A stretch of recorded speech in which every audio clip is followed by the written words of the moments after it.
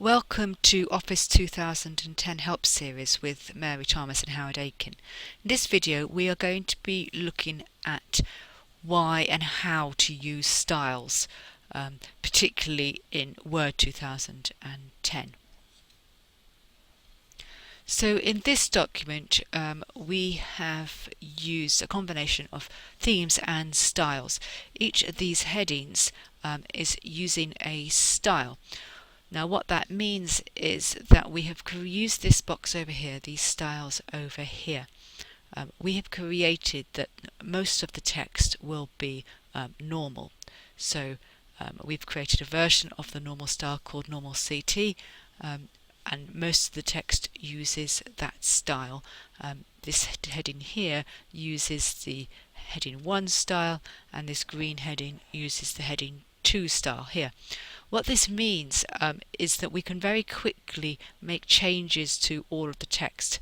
So if, for example, I decide that I want to make all the text much bigger, or my normal style much bigger, or my body text much bigger, I can simply right click on there and modify it and just make the change or make it smaller. Let's say for this example make it 10 and press OK, and then all the way through the document it will be very quickly changed to 10. So that is particularly handy if you've got somebody who has accessibility issues, perhaps needs it in a different colour or a different size. If you use styles, it's very quick and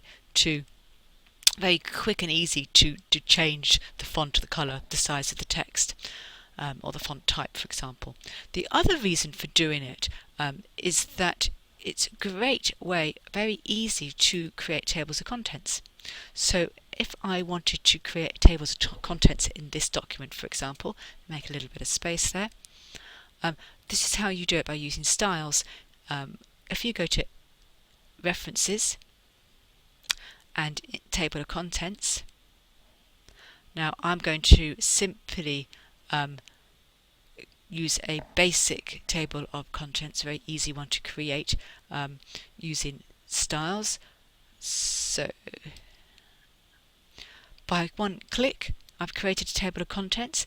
It's picked up my heading style of heading 1, which is the places of interest in Farringdon, places of interest local to Farringdon and nearby places to visit, and then it's also picked up where my heading 2 styles are.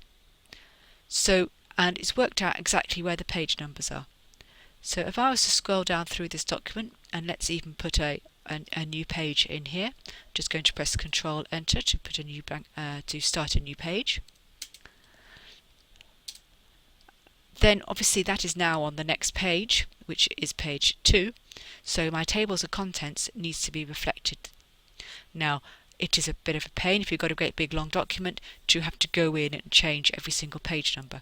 If you use the table of contents built in within Word with styles, you simply have to right click on the table of contents and update the field.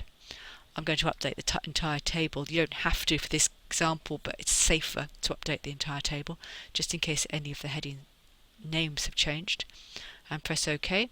Then you can see it's changed the page numbers to page 2.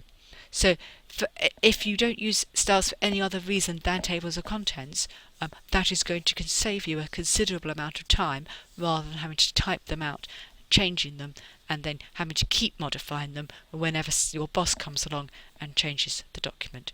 So use styles when you create your document in the headings. Think about which of the headings you want to include in your tables of contents. Include the tables of contents, and then just the very last thing to do is just go back and right click on it and update the tables of contents, and then you have your document. So thank you for watching. I hope you've enjoyed our quick introduction to styles and see how you could use them, particularly when creating tables of contents. If you would like any more information, please contact Mary Thomas of Concise Training or Howard Aiken of Oxfordshire Computer Service.